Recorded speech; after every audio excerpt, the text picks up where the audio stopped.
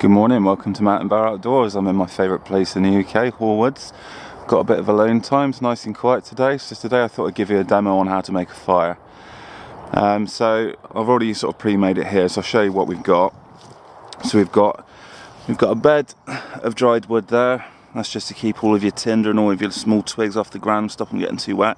Inside we've got some very, very thin twigs. I haven't got any fibrous material. I've not got any fire still or anything like that on me today, plus it's a little bit damp out still, so I am going to cheat. I am going to use the lighter to get it going. So the wood needs to be very, very dry. These are some vines that I've just pulled off of the trees. You can see they're all hollow on the inside, they're absolutely bone dry, so you can literally snap them straight into. That's what we're looking for. If you don't hear the snap, it's not dry, it's probably going to be no good for you. So I've brought my more companion knife with me, just to put on these smaller bits of wood. So if we just go and do that quickly. This is the Mora clipper or Mora companion. It's the stainless steel version. As you can see, it's quite well used. I've snapped the tip off. That was where I was whacking it with a roofing hammer on a camping trip. I've had it about 2-3 years now. It's just over £10. Really, really good. Quite easy to sharpen. It's Scandi grind, so you literally lay the bevel of the blade down on your sharpening stone and away you go. So if we just try and, what should we do? Go through this bit quickly. So it says it's very dry wood anyway, but this is battening a piece of wood to make it smaller, process it for your firewood. I've just dropped it.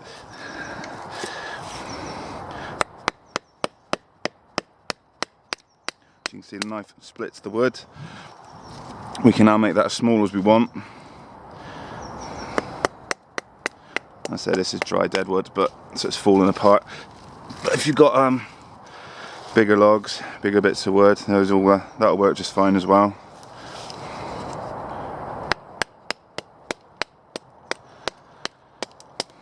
There's a big debate about people battening with their knives, people complaining that you're ruining your blade, causing it undue shock, and it's going to lead to blade failure and all the rest of it.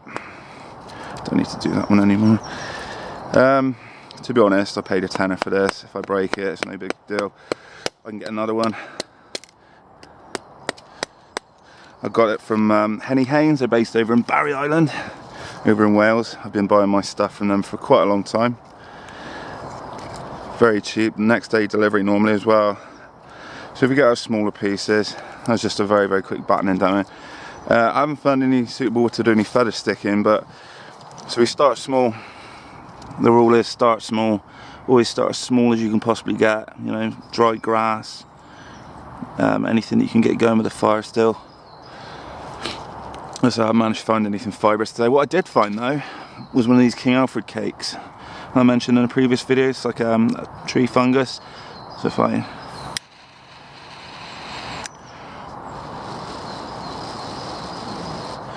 you see that glowing,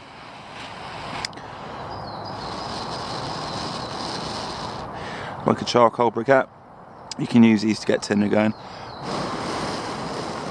They do stay lit for a fairly long time. They're a good way of getting your tinder going.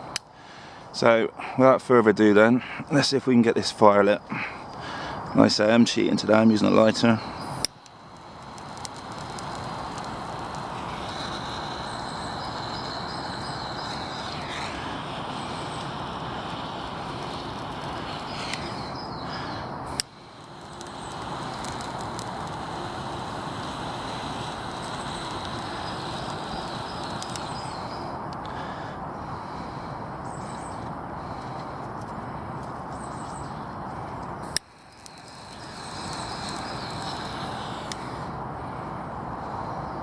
Let's have it, none of it. Let's see if we can get it amongst it.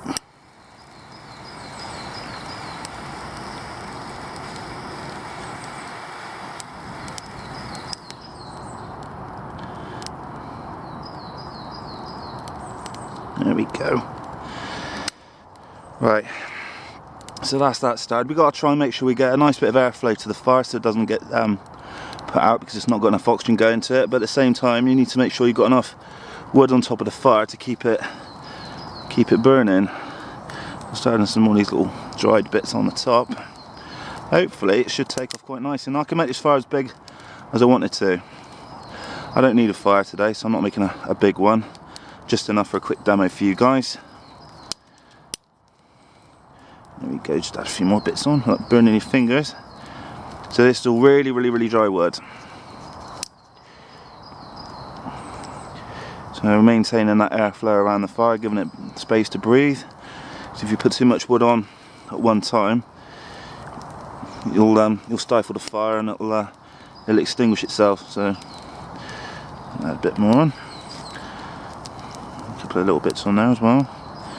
Probably been a little bit ambitious putting those large bits on, but so away we go. I'm going to say it's surprising how quickly you use up all your tinder and kindling, but you know, you need to have a good stock of it on hand.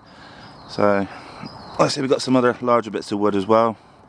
I don't need much wood because, like I said, I'm just having a quick demo today, so I'm not going to build a massive fire. But it's certainly true, if you look after a fire when it's small, it'll look after you when it's large. You need to tend to it, make sure it's getting enough wood, it's nice and dry, it's getting enough oxygen. You really got to mother it a little bit until it gets going, because you don't want your fire going out and you have to start the whole process again, trying to get yourself some tinder and try and get yourself some more wood. So if you can get it right first time, it's brilliant. I've fallen foul of it. I've used too big bits of wood. You know, my tinder wasn't small enough, my wood wasn't dry enough, it was sort of still green, it wasn't snapping, it wasn't going to catch fire. Just wasn't going to happen. I've had a few instances where I've been out and about and made myself look silly by not taking my time with it. So there we go, guys. That's how to get a fire on. I'm going to say, start small, tiny little swigs and all the rest of it. Get yourself a nice big bunch of those in the middle, and then you can layer up around it. Start your fire from the middle, not the top. And job's a good one. So I'm going to stick the kettle on now. Hope you've enjoyed the video. Oh, I've got a new video camera as well. I've got an Olympus TG tracker. That's why the video's shaking. It's just strapped to my head. So like I said, I hope you've enjoyed the video. So the Moore Companion stainless steel, very good bit of kit. Very easy to sharpen. I'll do a sharpening video at some point for you as well. So my name's Keith from Mountain Bear Outdoors. I hope you've enjoyed the video, and I'll see you really soon. Goodbye for now.